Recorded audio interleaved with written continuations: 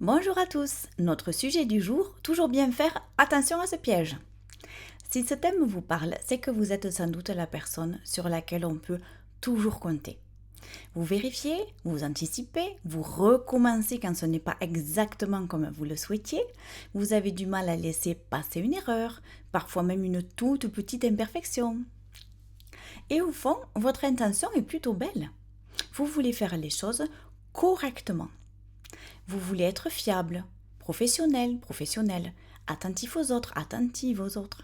Et surtout, ne pas décevoir. Alors où est le problème, me direz-vous? Le problème, c'est lorsque bien faire devient progressivement ne surtout pas faire de l'à peu près. Parce qu'à partir de là, vos exigences peuvent escalader sans que vous vous en rendiez compte. Vous en demandez toujours davantage à vous-même. Et parfois désormais aux autres aussi. Vous avez de plus en plus de mal à lâcher la pression, à déléguer, à accepter qu'une chose soit simplement suffisamment bien. Le risque, c'est que ce fonctionnement peut finir par vous coûter cher. Dans vos relations, parce que l'exigence peut devenir de l'intransigeance. Dans votre bien-être, parce que vous avez l'impression de ne jamais en faire assez. Et jusque dans votre propre corps, lorsque cette pression permanente vous conduit insidieusement au surmenage. Mais rassurez-vous, le problème n'est pas que vous vouliez bien faire. Et surtout, vous n'avez pas besoin de devenir quelqu'un de moins consciencieux ou moins ambitieux. Dans cette vidéo, je vais vous montrer les 3 mécanismes qui entretiennent ce piège. 3 solutions pour en sortir, plus une méthode très concrète en 3 étapes pour commencer à relâcher la pression dès maintenant. Et si vous sentez que vous avez besoin d'un accompagnement personnalisé pour aller plus loin, vous pouvez remplir mon formulaire de candidature grâce au lien qui se trouve en description. Allez, voyons ensemble comment continuer à bien faire, roulement de tambour, sans avoir besoin de tout faire parfaitement. D'abord, voici 3 glissements qui vous font aller vers cette pente dangereuse. Le premier, bien faire devient éviter toute erreur. Vous ne cherchez alors plus seulement la qualité, vous cherchez la sécurité. Je vous donne un exemple. Vous envoyez un mail, vous le relisez 4 fois, vous hésitez sur une formulation, vous vous demandez comment ce mail sera interprété et finissez par modifier quelque chose qui était déjà à la base très bien fait. Cela vous a coûté du temps et de l'énergie sur quelque chose qui était suffisamment correct. Là où votre objectif premier était la qualité, vous vous êtes ensuite donné pour mission l'impossibilité de tout reproche par autrui. Spoiler alerte, c'est mission impossible. Parce qu'on le sait tous, on ne peut pas plaire à tout le monde. Deuxième glissement possible. Vous commencez par « je veux que ce soit bien fait ». Puis progressivement, ça devient « si moi je peux faire cet effort, pourquoi les autres ne le feraient-ils pas ?»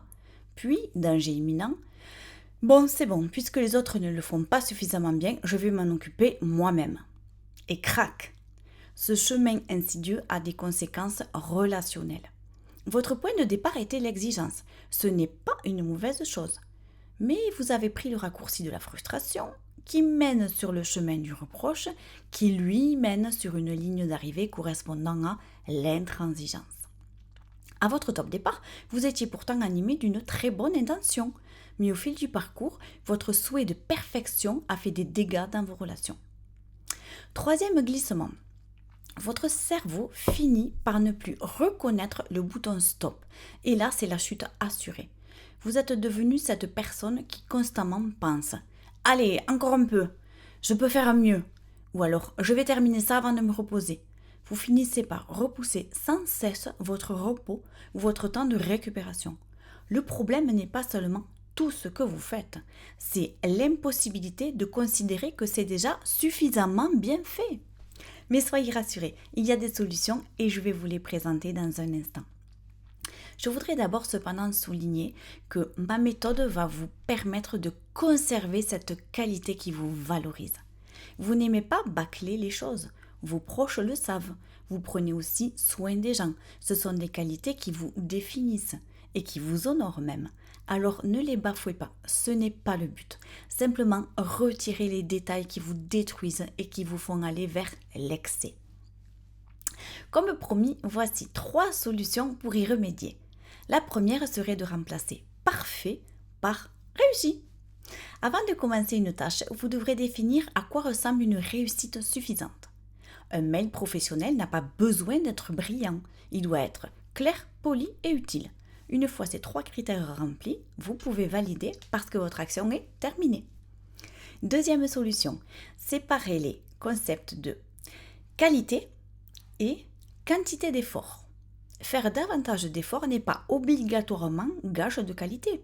Un exemple, corriger une présentation pendant 20 minutes peut améliorer réellement le résultat, c'est vrai. La corriger encore pendant 1h30 peut uniquement calmer votre peur qu'elle ne soit pas parfaite. Parce que même si à vos yeux elle le devient, elle ne sera pas forcément aux yeux des autres. Et c'est une distinction extrêmement intéressante. Posez-vous la question, est-ce que je suis en train d'améliorer le résultat ou simplement de calmer mon angoisse d'imperfection? Troisième solution, réintroduisez volontairement le concept de marge. Pas la femme d'Homer Simpson, on est bien d'accord. Bah, c'est pas drôle.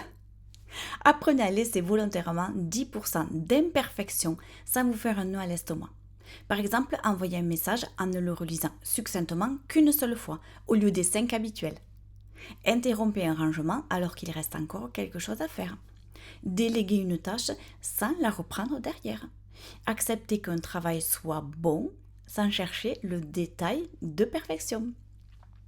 Je ne vous demande pas de devenir négligent, ça ne vous ressemblerait pas, ça ne serait pas vous. Je vous demande de réapprendre simplement à tolérer le suffisamment bien. Grâce à cette méthode, je me suis dégagé du temps pour me consacrer à quelque chose que j'adore. Je vous dis, la moto. Passons maintenant à la méthode des 3 S. Sélectionner, seuil, sortir. Sélectionnez. Avant de commencer à distribuer votre énergie, demandez-vous qu'est-ce qui mérite réellement mon niveau d'exigence parce que tout ne mérite pas 100%, ce n'est pas vrai. Une présentation importante, c'est différent que de ranger un tiroir. Une conversation authentique avec votre conjoint, votre conjointe, c'est différent que de répondre à un simple mail administratif. Il faut apprendre à réserver votre excellence aux endroits où elle a de la valeur. Maintenant, le seuil. Il faut le définir avant l'action, c'est-à-dire à quel niveau vous allez vous arrêter. Par exemple, quand ces 3 critères seront remplis, je m'arrête.